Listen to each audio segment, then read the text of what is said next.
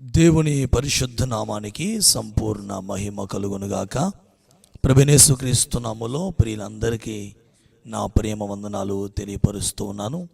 ప్రియమైన దేవుని ప్రజలారా, ఈ కడవరి దినాల్లో భయంకరమైన దుర్బోధలు చేసే బోధకులు తయారయ్యారండి.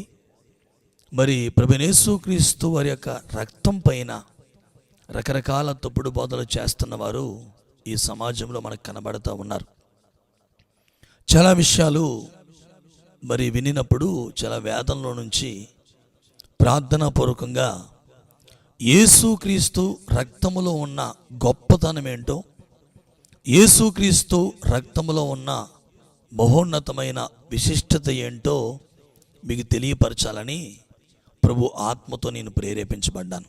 ఈ దినాల్లో చాలామంది అంటున్నారు, యేసయ్య రక్తం మరియ రక్తంలో నుంచి వచ్చిందే, మరియ రక్తం యేసుక్రీస్తు రక్తం ఒకటే అని కొంతమంది మరి రకరకాల దుర్బోధలు చేస్తా ప్రజల్ని గలిబిలి చేస్తున్నారు. ఈ మధ్యన ఇంకొక ఆయన, అంటే పేరు చెప్పడం సబబు కాదు కాబట్టి, పేరు చెప్పడం అంత మంచి పద్ధతి కాదు కాబట్టి గౌరవంగా నేను తంబినేల్లో వారి ఫోటోలు పెడతాను.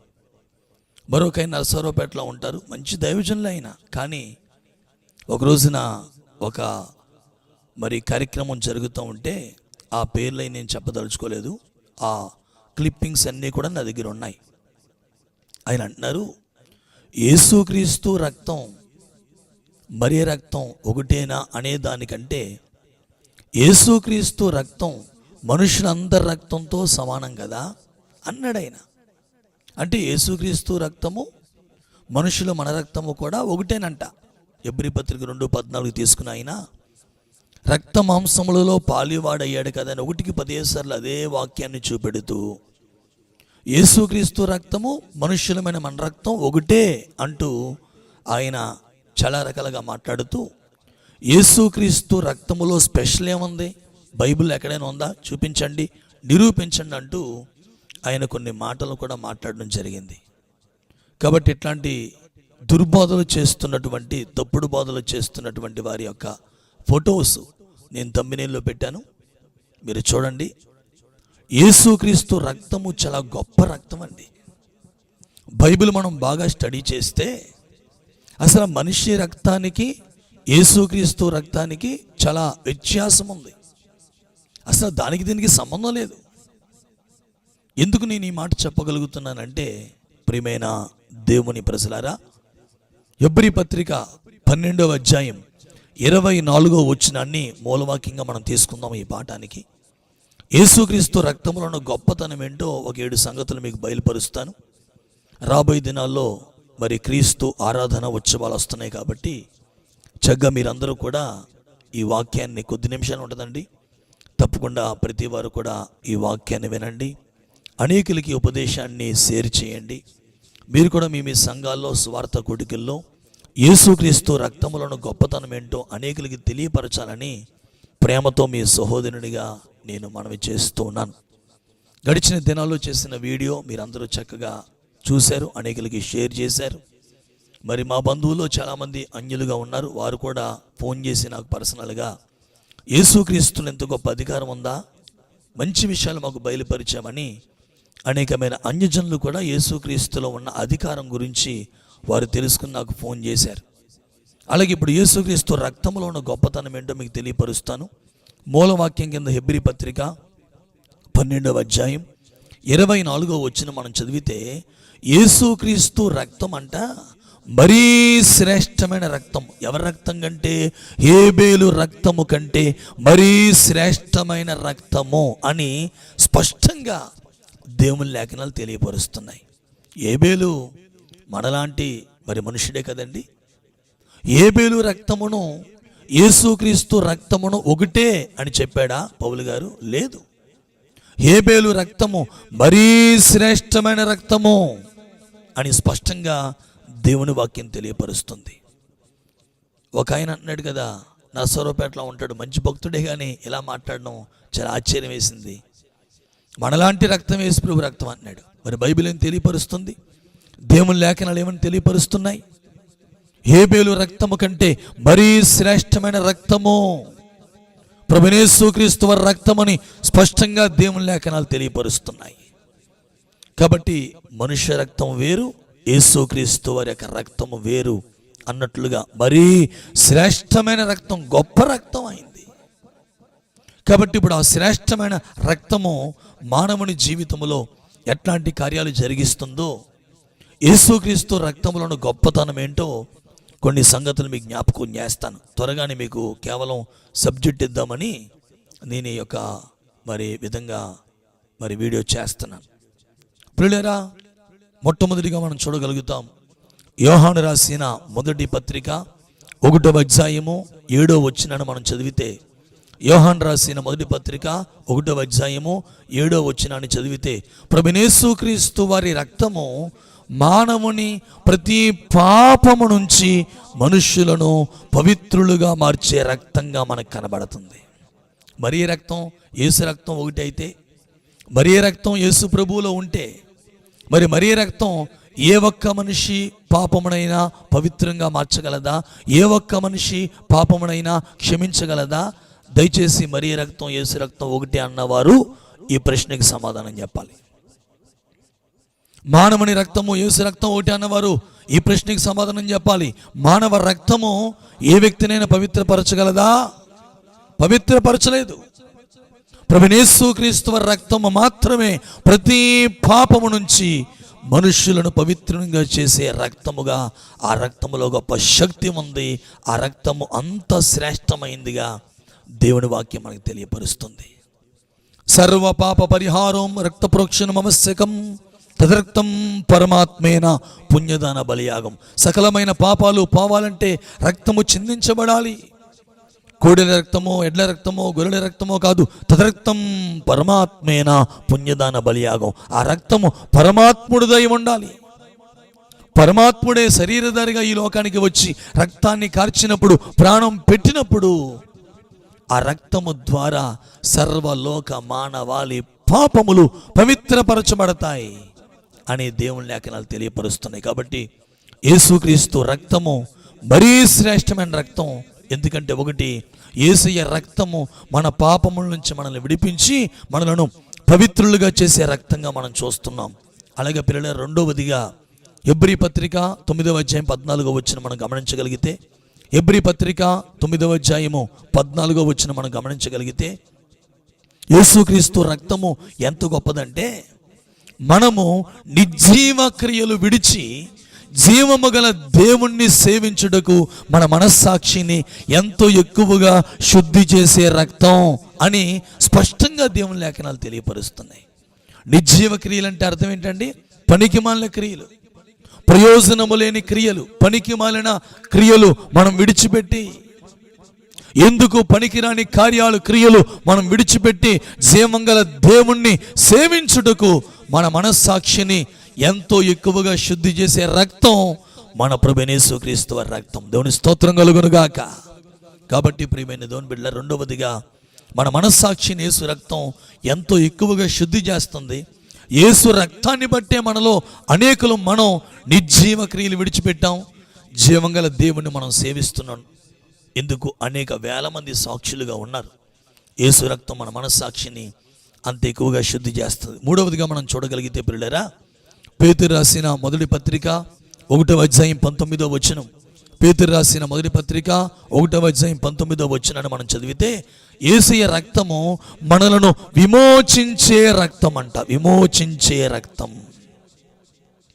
అసలు విమోచన అంటే అర్థం ఏంటి? విమోచించడం అంటే అర్థం ఏంటి? కొలస్సీ పత్రిక 1వ అధ్యాయము 13-14 వచనాలు చదువుతున్నారు, చాలా శ్రద్ధగా మీరు చూడండి.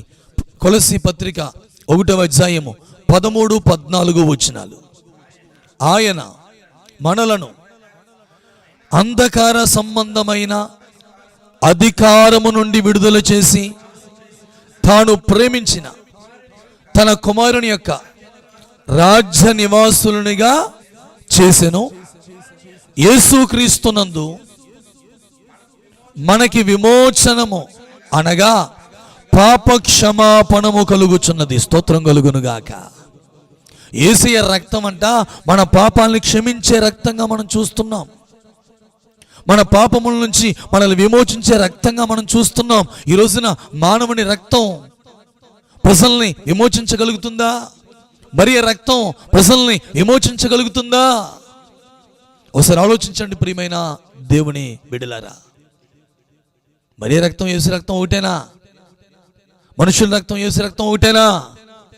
ఏంటా బోధలో? ఇక్కడ ఏమని తెలియపరుస్తున్నాడు? అంధకార సంబంధముగు క్రియల నుండి మనల్ని విమోచించి విడిపించి. అంధకార సంబంధమైన క్రియలు అంటే చీకటి కార్యాలు, పనికి మాలిన కార్యాలు, రహస్య కార్యాలు, చీకటి కార్యాలు. ఈ చీకటి కార్యాల నుంచి మానవుణ్ణి విడిపించి దేవుని రాజ్య వారసునిగా, హల్లెలూయా, దేవుని రాజ్య వారసునిగా చేయనట్లు యేసుక్రీస్తు మన పాపముల నుంచి మనల్ని విమోచించాడు. తన రక్తము ద్వారా విమోచించాడు. యేసు రక్తం మనల్ని విమోచించే రక్తం. ఎఫెసు పత్రిక 1వ అధ్యాయము 7వ వచనంలో కూడా తెలియపరుస్తాడు.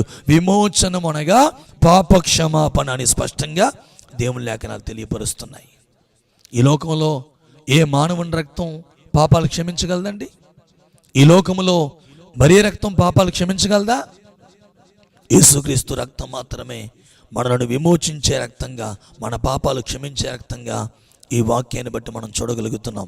అలాగే 4వదిగా ప్రియులారా, అపోస్తలుడైన పౌలు ఎబ్రీయులకు రాసిన పత్రిక 10వ అధ్యాయము 20వ వచనం మనం చదివితే, ఎబ్రీ పత్రిక 10వ అధ్యాయము 20వ వచనం మనం చదివితే, యేసయ్య రక్తము పరిశుద్ధ స్థలములో ప్రవేశించుటకు మనకి ధైర్యమును కలిగించిందంట. దేవుని స్తోత్రం కలుగును గాక. పరిశుద్ధమైన స్థలములోనికి ప్రవేశించడానికి యేసు రక్తము మనకి ధైర్యాన్ని కలిగించిందండి. ఆ పరలోక రాజ్యములోనికి ప్రవేశించడానికి, పరిశుద్ధమైన మహిమగల దేశములోనికి ప్రవేశించడానికి, ఈ భూమిపైన కూడా పరిశుద్ధ స్థలముగా ఉన్న దేవాలయంలోనికి ప్రవేశించడానికి యేసయ్య రక్తము మనకి ధైర్యమును కలిగించింది. మనం దేవునికి దూరం అయిపోయి ఉన్నాం ఒకప్పుడు, కానీ యేసు రక్తము మనకు ఒక ధైర్యం ఇచ్చింది. ఏంటి ఆ ధైర్యం అంటే, నేరుగా మనం ప్రభు యొద్దకు రాగలుగుతున్నాం, నేరుగా మనం ప్రభువుని సమీపించగలుగుతున్నాం, నేరుగా పరిశుద్ధ స్థలములో ప్రవేశించగలుగుతున్నాం. రేపు పరిశుద్ధ స్థలమైన, పరిశుద్ధ నివాసమైన ఆ మహిమ కలిగిన రాజ్యములోనికి మనమందరమును ప్రవేశించబోతున్నాం. స్తోత్రం కలుగును గాక. ఆ గొప్ప ధైర్యాన్ని యేసు రక్తం మనకు అనుగ్రహించింది. 5వదిగా మనం చూస్తాం ప్రియులారా, ఎఫెసు పత్రిక 2వ అధ్యాయము 13వ వచనం ప్రకారంగా, ఎఫెసు పత్రిక 2వ అధ్యాయము 13వ వచనం ప్రకారంగా, మానవుడు దేవునికి దూరం అయిపోయాడు. ఏదైనా తోటలో ఆదాము పాపం చేసి దేవునికి దూరం అయిపోతే, దేవునికి దూరం అయిపోయి పాపం వలన దేవుని సహవాసాన్ని మానవుడు కోల్పోతే, దేవునికి దూరం అయిపోతే, ప్రభువైన యేసుక్రీస్తు వారు తన రక్తము ద్వారా దేవునికి దూరం అయిపోయిన మానవుణ్ణి దేవునికి సమీపస్తునిగా చేసిన రక్తం. స్తోత్రం కలుగును గాక. మామూలు విషయం కాదండి యేసుక్రీస్తు రక్తం అంటే. ఈ రోజున ఎవరు పడితే వారు ఎలా పడితే అలాగా యేసే రక్తం కొరకు మాట్లాడుతున్నారు. బీ కేర్ఫుల్, జాగ్రత్త. యేసు రక్తము దూరం అయిపోయిన, దేవునికి దూరం అయిపోయిన మానవుణ్ణి దేవునికి సమీపస్తునిగా చేసెను. అంత శక్తి ఉంది, అంత శ్రేష్టమైన రక్తంగా మనం చూస్తాం. పిల్లలేరా, ఇక సమయంలో దిగిన త్వరగా వెళ్తున్నాను. మరి 6వదిగా మనం చూడగలిగితే, కొలస్సు పత్రిక 1వ అధ్యాయము 20వ వచనం ప్రకారంగా, కొలస్సు పత్రిక 1వ అధ్యాయము 20వ వచనం ప్రకారంగా, యేసు రక్తము దేవునికి మానవునికి మధ్యను సంధి చేసిన రక్తము. దేవుని స్తోత్రం కలుగును గాక. కారణం ఏంటి? యెషయా గ్రంథము 1వ అధ్యాయము 18వ వచనంలో ప్రభు అంటారు, యెషయా గ్రంథము 1వ అధ్యాయము 18వ వచనంలో ప్రభు అంటారు, రండి మన వివాదము తీర్చుకొందుము. మానవుడు పాపము చేయటం వలన దేవునికి మానవునికి మధ్యలో ఒక వివాదం ఏర్పడింది. రండి మన వివాదము తీర్చుకొందుము. మీ పాపములు ఎర్రనివైనను హిమము కంటే తెల్లపరుస్తానని యేసే తెలియపరిచాడు. ప్రభు మాట్లాడుతున్నారు అక్కడ. కాబట్టి ఇప్పుడు యేసుక్రీస్తు ప్రభు వారి రక్తం ఏం చేసిందంటే, మానవునికి దేవునికి మధ్యలో ఉన్న వివాదాన్ని పోగొట్టి మానవునికి దేవునికి మధ్యలో సంధిని సమకూర్చింది. దేవునికి మానవునికి మధ్యలో యేసు రక్తము సమాధానపరిచింది. స్తోత్రం కలుగునుగాక. మామూలు విషయం కాదండి. యేసే రక్తంలో గొప్ప శ్రేష్టమైన కార్యాలు ఉన్నాయి. మానవుడి రక్తం దేవునితో మానవుణ్ణి సంధి చేయగలదా? మరీ రక్తం దేవునితో మానవుణ్ణి సంధి చేయగలదా? చేయలేదు. యేసుక్రీస్తు రక్తం మాత్రమే వివాదాలు తొలగించింది. దేవునికి మానవునికి మధ్యలో గొప్ప సంధిని సమాధానమును ఏర్పాటు చేయగలిగింది. స్తోత్రం కలుగునుగాక. ఇక 7వదిగా ఆఖరిగా మనం చూడగలిగితే పిల్లరా, చాలా సంగతులు ఉన్నాయి బైబిల్లో. యేసు రక్తములో గొప్పతనం 100 వచనాలు బైబిల్లో ఉన్నాయి. కానీ నేను 7 విషయాలు మాత్రమే మీకు తెలియపరుస్తున్నాను. 7వదిగా ప్రకటన గ్రంథం 7వ అధ్యాయం 14వ వచనాన్ని మనం చదవగలిగితే, యేసు రక్తము మన వస్త్రములను ఉతికే రక్తం అంట. దానికి వస్త్రం అనగా అర్థం స్వభావము. అంటే యేసయ్య రక్తం మన స్వభావములను ఉతికేస్తుంది, మన స్వభావాలను ఉతికేస్తుంది. మరో మాట మీకు జ్ఞాపకం చేయాలంటే, ప్రకటన గ్రంథం 12వ అధ్యాయం 10-11 వచనాల్లో, ప్రకటన గ్రంథం 12వ అధ్యాయం 10-11 వచనాల్లో సాతానుగాడు నేరాలు మోపుతూ తిరుగుతుంటే, మనము యేసయ్య రక్తము ద్వారా అపవాదిని జయించి ఉన్నాము. స్తోత్రం కలుగునుగాక. అపవాది శక్తులను ఎప్పుడు మనం జయించగలమంటే యేసు రక్తము ద్వారా మాత్రమే మనము జయించగలం. అపవాది పైన గొప్ప జయాన్ని మనం పొందుకోగలుగుతాం. యేసయ్య రక్తం ద్వారా మాత్రమే. దేవునికి మహిమ కలుగునుగాక. ఇట్లాంటి అద్భుతమైన శ్రేష్టమైన అనుభవాలు యేసుక్రీస్తు రక్తములో ఉన్నాయండి.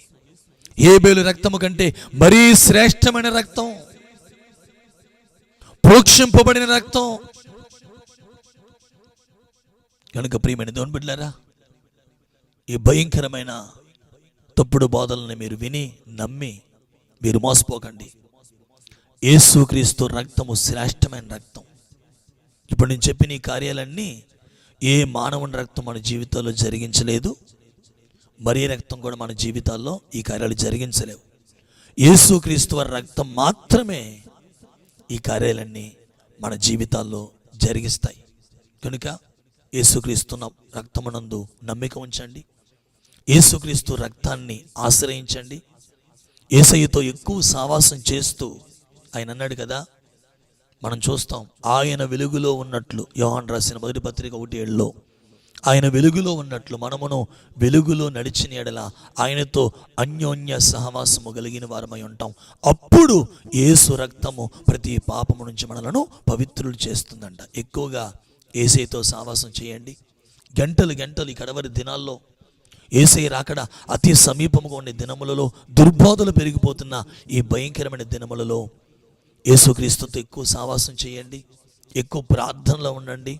ప్రాముఖ్యంగా బైబిల్ గ్రంథాన్ని కూడా బాగా చదవండి, ధ్యానించండి, పరిశీలించండి, దుర్బోధనలు ఎదిరించండి. ప్రభు కృప మనందరికీ తోడేవండి నడిపించునుగాక.